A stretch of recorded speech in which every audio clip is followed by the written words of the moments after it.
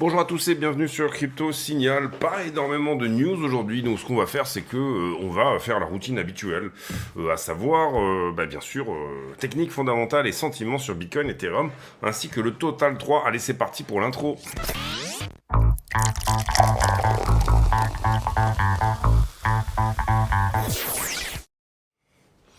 Alors on va faire cette petite routine ensemble, routine quotidienne, encore une fois on la fait tous les jours, c'est une forme de discipline qu'il faut avoir. Qu'est-ce qui s'est passé? Alors nous on avait dit plutôt correction vers 113, on a eu un peu plus bas, on a eu 112 623, et puis ensuite c'est bien reparti. Ça avait l'air assez dégueulasse sur tout ça. Et puis en fait, là, il se trouve qu'il y a à peu près une heure, eh bien, on a une petite accélération qui fait du bien parce que ça donne à un petit peu tout ça une forme de caractère de structure de retournement, et alors que ça restait très correctif quand on était un peu dans ce côté un peu, ce que j'appelle un truc un peu paralléloïde, un peu flag, un truc qui vient chercher finalement tout le temps ses shorts timidement, mais sans réellement pousser. Là, pour le coup, ça pousse bien et c'est bien. On peut enlever le petit support en 15 minutes, je pense qu'il a été perdu ici. Celui-ci en une heure a été perdu aussi, bien sûr, et finalement on se retrouve avec quoi? On se retrouve avec... c'est dommage qu'il y ait cette petite bougie-là, vous la voyez ici, là, qui nous empêche de mettre le 1 heure comme ça, parce que ça aurait été vraiment mignon de ne pas avoir cette bougie-là, mais on l'a, donc on est obligé de mettre ce niveau-là en 4 heures, et là on perd un peu des touchettes. Donc on va le virer, on va garder que le 15 minutes en bas, et on va essayer de trouver quelque chose en daily, donc un support, mais vous comprenez qu'en daily, et encore que non, même pas, on n'a rien de daily là-dedans. Donc voilà, en tout cas on ravale tout ce qui s'était fait au niveau perte hier, et on ravale aujourd'hui sur la bougie d'aujourd'hui la totalité de tout ça, donc c'est plutôt bien. Derrière... il va falloir passer pour avoir une vraie structure de retournement. Vous comprenez ici qu'on parle d'une petite structure on parle d'une structure de retournement sur une TF qui va être de l'ordre du 1 heure, une continuation d'une haussière. Et pour avoir une vraie structure de retournement en 4, il va falloir casser ça et marquer ce double bottom larvé comme ceci, pour pouvoir pousser plus haut, et prendre la ligne de coup ici, la valider éventuellement derrière comme un support. Ce qu'on veut d'une manière générale, vous l'aurez compris, on en parle déjà depuis plusieurs jours, c'est mettre fin à cette tendance baissière.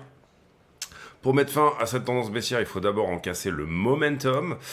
Donc là, on aura une réponse autour des 116-117. Pour moi, bottom avait été trouvé sur le plus bas qui avait été là. On avait fait une entrée sur 112 100. Entrée plutôt pixel pour le moment, si ça se passe bien pour nous.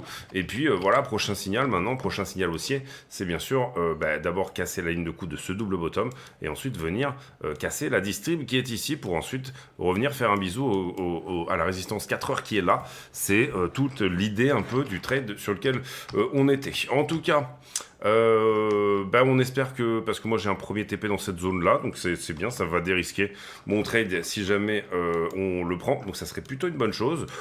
Et après je redéfends la position, donc je la double jusque là, c'est à dire que toute la position ici elle a été ouverte pile là-dessus et elle sera doublée à l'endroit où elle est liquidée, c'est 1x50, donc légèrement en dessous. Je vous ressors pas les PNL, etc.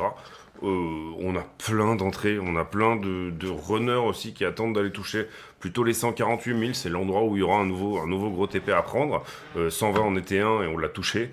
Donc voilà, pour le moment ça se passe plutôt bien de ce côté-là. On a rajouté cette petite entrée qui fait bien le taf pour le moment.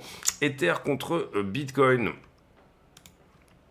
0,3162, pas de cassure ici, on reste sur une logique que moi je vois bien être une corrective, c'est-à-dire qu'on va casser ce point-là. Maintenant pour le moment ça n'est pas le cas, donc on n'a pas cette confirmation-là.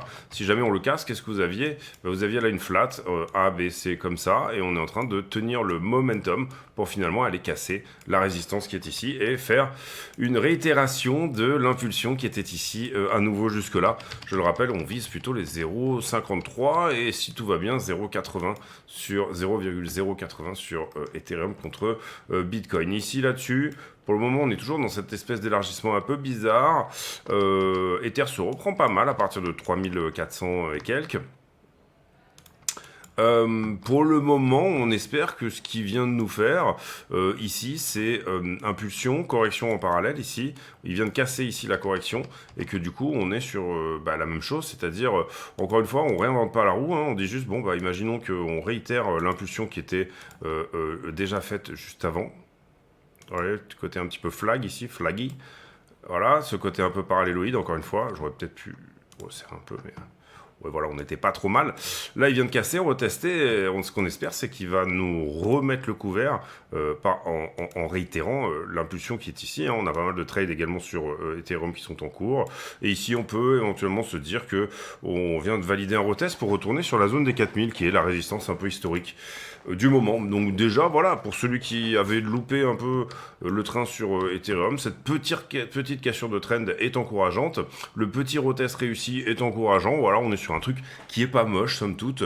Et pour l'instant, c'est direction 4000. En tout cas, dans le directionnel qu'on peut avoir, hein, c'est pas, vous comprenez ici qu'il y a plusieurs possibilités qui restent possibles.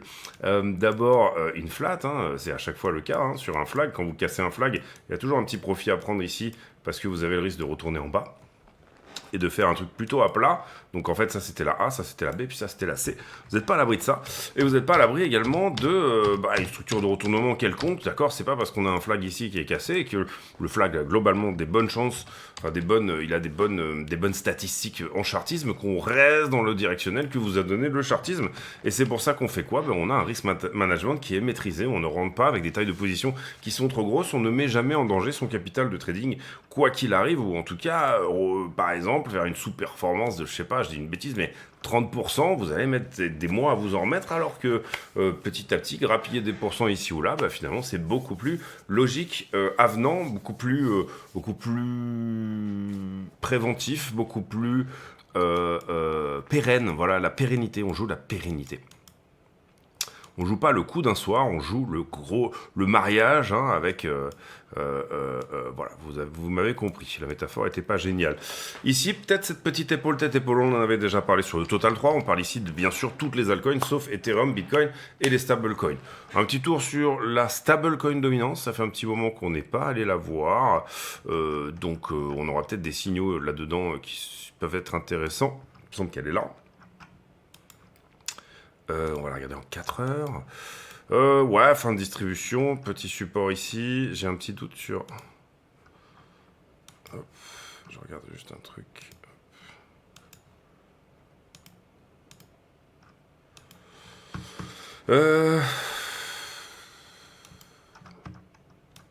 Voilà, le double bottom ici est posé, ça c'est pas génial.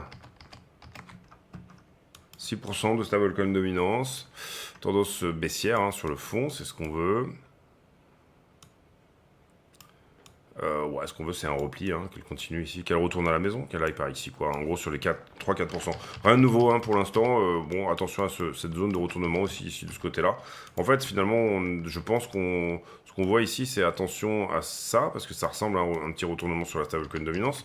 Peut-être pour aller au retest de ça, ce qui serait douloureux, retourner à 7%, mais bon, il faut que tout ça, là, je parle ici du petit repli qui est en train de se faire, on va le montrer dans une plus petite UT. Ça soit pas trop correctif, d'accord, ça, ici. Pour l'instant, vous voyez que ça a l'air de bien pousser vers le haut, corriger, remonter. Ce qu'on veut, c'est ici vraiment trouver un top et renfoncer, voilà. Bon, tant qu'on a un gâteau crypto total qui grossit, la stablecoin dominance peut grossir, hein, parce qu'en plus il y a des bons rendements en ce moment sur les stablecoins, mais c'est toujours un indice qu'on n'est pas forcément tout à fait en train de passer risk-on. Et donc voilà, c'est quelque chose qui vous dit, fais gaffe, en gros, quand même.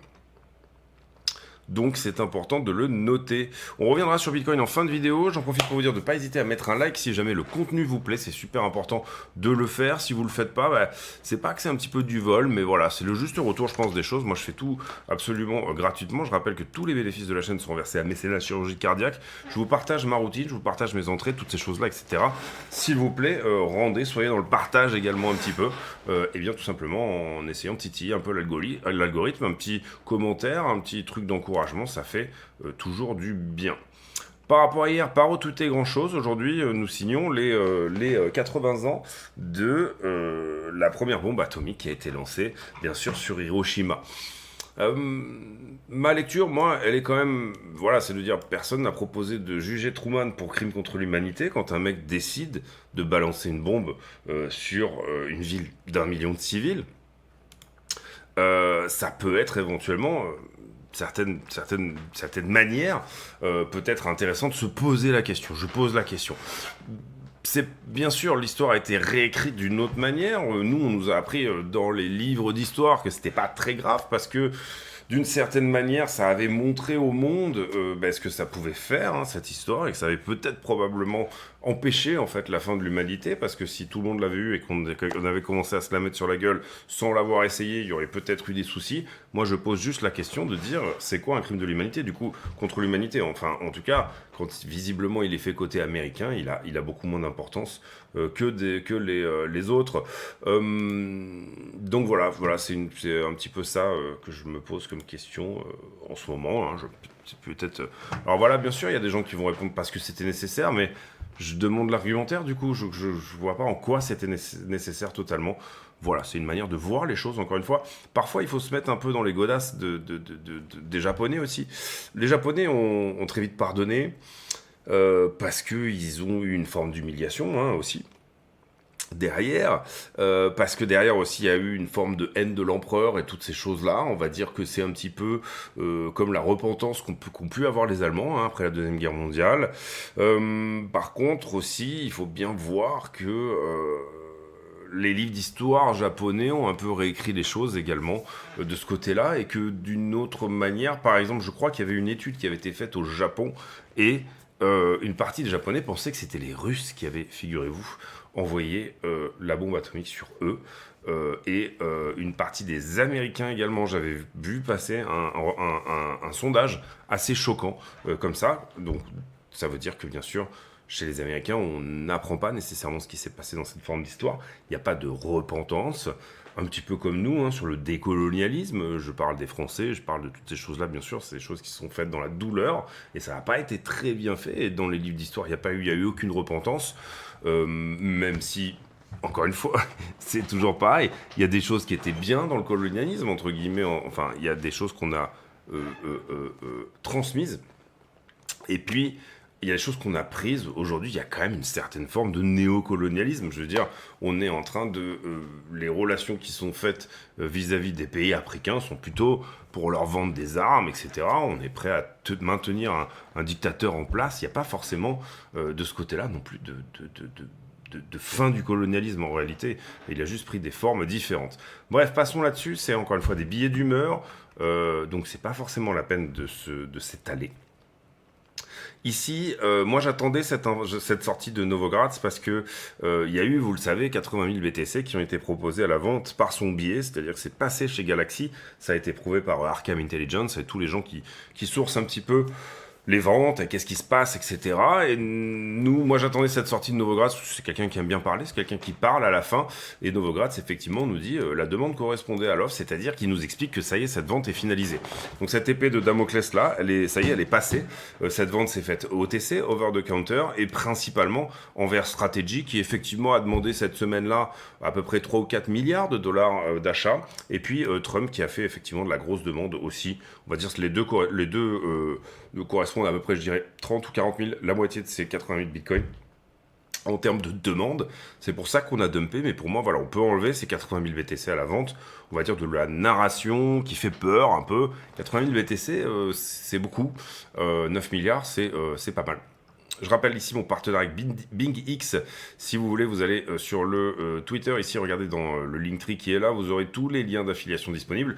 Et ou dans la description de la vidéo YouTube. Je rappelle également que sur Twitter, toutes les vidéos sont disponibles sans publicité. Donc si ça vous intéresse, vous vous abonnez sur Twitter. Vous restez abonné sur YouTube pour avoir les notifs. Et puis vous aurez un truc sans pub. Donc voilà, c'est plutôt sympa pour ceux qui n'ont pas le premium. Je trouve que c'est trop les pubs sur...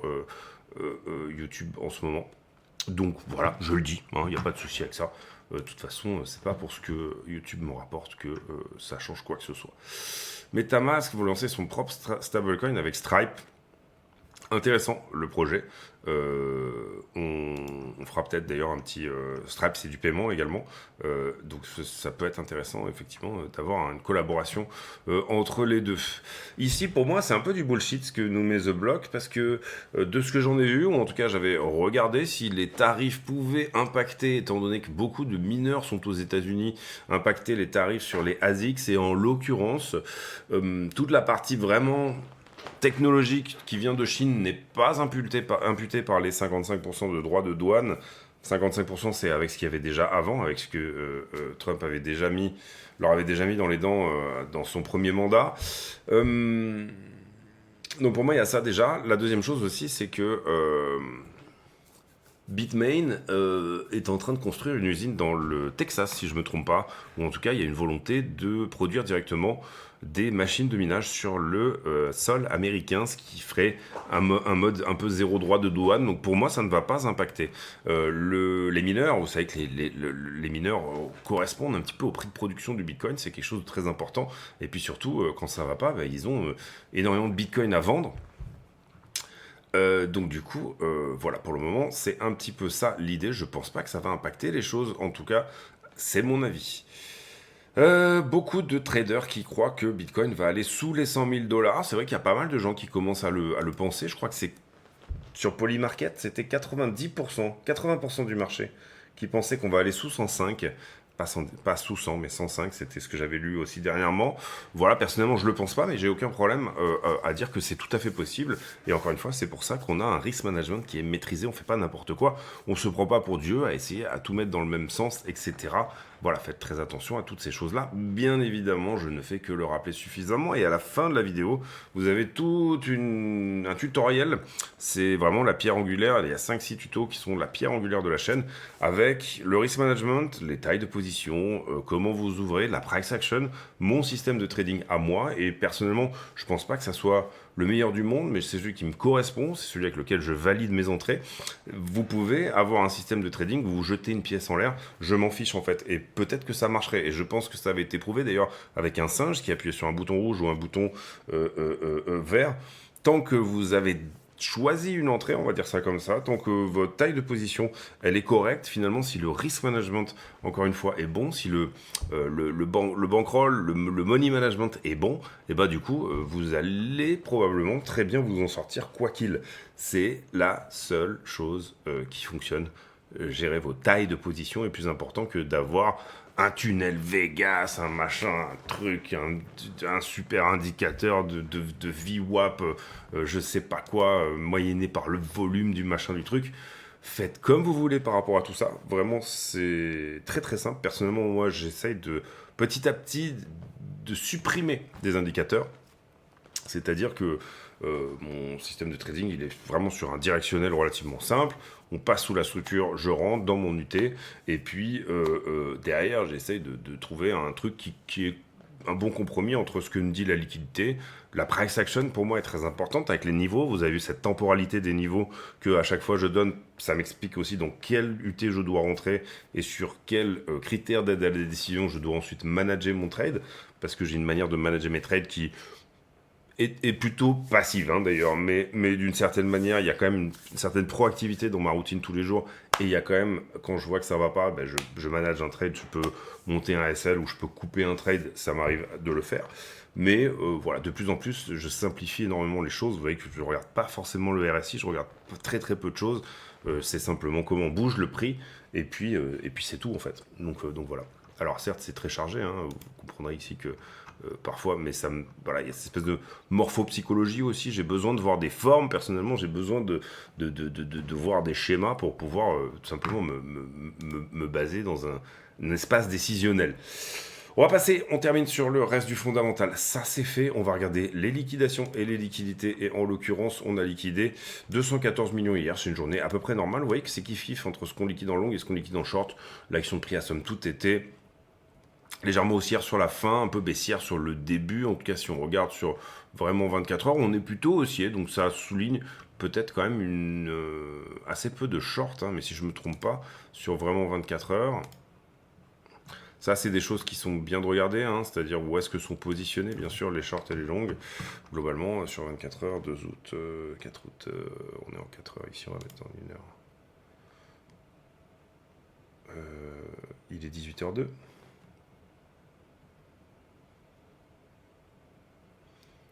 Je vois pas avec la caméra, 18h02. Ouais, on a été plutôt haussier, donc vous voyez, c'est intéressant qu'on liquide autant de longs que de shorts, malgré cette action de prix qui a quand même un petit peu poussé vers le haut depuis les dernières 24 heures, encore une fois. On est passé quand même sous ce point-là qu'on avait dit être un endroit critique sous lequel il fallait aller. Derrière, qu'est-ce que j'ai? J'ai appris qu'il augmente un funding qui descend. Pour moi, on est shorté sur le top. Encore qu'on a un peu fait le taf là, hein, en venant short squeezer un peu l'histoire. Le dernier push là qu'on vient d'avoir a un petit peu fait le taf. Mais vous voyez ici, 1, 2, 3. Je serais pas étonné qu'on vienne chercher les shorters dans cette zone là pour à minima retourner à 118 et pourquoi pas encore une fois sur le point haut. Voilà. En tout cas, on est plutôt shorté instant T puisque vous le voyez, le prix monte et le funding descend. Il y a une forme de divergence entre les deux, ce qui est, entre guillemets, veut nous dire qu'il y a plutôt des shorts qui rentrent. La liquidité de la semaine, bon, bah, on n'est pas allé en bas de cette. C'est ce qu'on pensait aussi. Hein. Alors attention, on l'a bien attaqué hein, quand même. Et là, je suis en 7 jours. Ici, c'est marrant parce que pour le coup, 5 août, il semblerait que sur Binance, on a plus dévié que les autres. Moi, j'ai 112,6, vous le voyez sur. Ah oui, 112,4, ouais. 112,5, ouais. Et là, on vient dans la zone où on serait plutôt positionné à la vente, entre guillemets, c'est-à-dire que ce sont des actes d'achat forcés, donc du coup, on vient vers le potentiel short squeeze jusqu'à 120. Encore une fois, je n'ai pas la certitude qu'il va arriver, mais ça a été notre scénario depuis le départ, cette entrée à 112 100 et pour aller vers une sortie autour des 120. Ici, Ether qui a l'air fortement shorté depuis 2-3 jours. Ça a bien jauni ici sur le départ. Attention, il y a un petit point juste en dessous là qui du coup s'est mis en place. Vous voyez qu'on fait 1, 2, 3 touchettes, donc ça permet à des longueurs de rentrer sur ce point bas là. Et par contre, et en revanche, ici il semblerait qu'on attaque plutôt cette volonté d'aller sur la zone des 3008. Donc attention, il y a une petite poche de liquidité à 3005 qui est résiduelle et 3008 est dans le scope. Et encore une fois, pour Ethereum, pour aller chercher les traders de position, je pense qu'on peut dire qu'au-delà de 4000, il y a vraiment beaucoup de monde, puisqu'il y est allé au moins 4 fois dernièrement. Ça doit être bien jaune au-dessus des 4000. Voilà, vous voyez, 3008 à 4000. Alors on avait un petit peu pris la liquidité là, hein, vous voyez. Du coup, je dis des bêtises parce que on aurait préféré avoir cette structure ici où il y a encore un truc à short squeezer encore au-dessus. Mais là, vous voyez que ça a l'air relativement évident entre guillemets que la zone vendeuse, tous les achats se sont faits sur ces 3 zones là. On a un peu dévié ici, on y allait un petit peu fort. Et la zone vendeuse, pour moi, elle est plutôt à 4000 dorénavant. Donc ça devrait retemporiser à nouveau vers 4000 ou en tout cas tous les ordres qui ont été achetés là vont probablement donc 3006, 3003 et 3007 vont probablement venir décharger entre guillemets dans les gencives de tout le monde à l'arrivée des 4000. Donc on peut penser que ça risque de pousser fort effectivement parce que c'est un short squeeze, hein, bien sûr, il y aura une cascade de liquidation, mais en même temps décharger assez fort, donc il faudra une demande sur les 4000 qui va être assez forte pour pouvoir bien sûr les passer. Même chose pour BTC à 120, hein, je pense qu'on est tous d'accord là-dessus. On va sur le prix, on fait la conclusion, plutôt sur la petite UT. En petite time frame, je trouve que c'est encourageant. On a pas forcément énormément de ralentissement. Ça se larve un tout petit peu sur la fin, mais c'est pas non plus incroyablement au ralenti. On espère que ça va toucher ce 15 minutes, puisque moi j'ai un gros TP dessus, donc ça m'arrangerait. Et puis derrière, voilà, c'est la question de cette distribution-là. J'ai pas beaucoup plus à dire sur la petite structure 5 minutes, si ce n'est qu'on l'a échappé belle, parce que ça commençait à sentir le roussi. Et là, heureusement, on vient chercher les shorts de ça et ça. Donc voilà, pour moi, c'est plutôt propre pour rester haussier. Mais je peux, encore une fois, me tromper, bien entendu. Je vous laisse là-dessus. J'espère que cette vidéo vous a plu. Si c'est le cas, n'hésitez pas à le dire. N'hésitez pas à venir vous abonner sur le Twitter. N'hésitez pas à aller voir sur le Twitter tous les liens qui sont en description de la vidéo qui vous permettent des achats Amazon, voilà, tout ce qui est en description de la vidéo, globalement, à mon sens en tout cas, a un caractère intéressant. Et puis, également, l'ouverture des comptes, bien sûr, que ce soit sur BingX, MexCC, Qcoin, BitGet et autres partenaires. On va re-rentrer Bybit bientôt, mais pour le moment, c'est pas encore à l'ordre du jour. Voilà, j'attends de finaliser quelques petites choses avec eux. On se retrouve demain pour une nouvelle vidéo. D'ici là, portez-vous bien. J'espère que celle-ci vous l'aura plu. C'était vraiment une routine très basique. En fait, il n'y a pas énormément de choses à en ressortir de plus que tout va bien et on va dans le bon sens, c'est-à-dire celui du trade qu'on a ouvert et cette correction à 113, on l'avait vu venir également. On a légèrement dévié en dessous, hein, quand même 112, 629. C'est pas non plus drama, et puis on est sorti du drama qui aurait pu être entre guillemets ce côté impulsion, correction et impulsion supplémentaire pour le moment, à mon sens, on en sort, donc c'est plutôt propre de ce côté-là. Voilà, il faudrait une petite news, un petit truc qui galvanise un peu l'histoire. Voilà, un petit pivot Powell qui nous fait une petite sortie sur le fait qu'il va effectivement faire un pivot en septembre, ce genre de choses, pour pouvoir pousser à 20 000 direct, et puis aller chercher toutes nos targets. On se retrouve demain pour une nouvelle vidéo. D'ici là, portez-vous bien. À très bientôt. Ciao, ciao.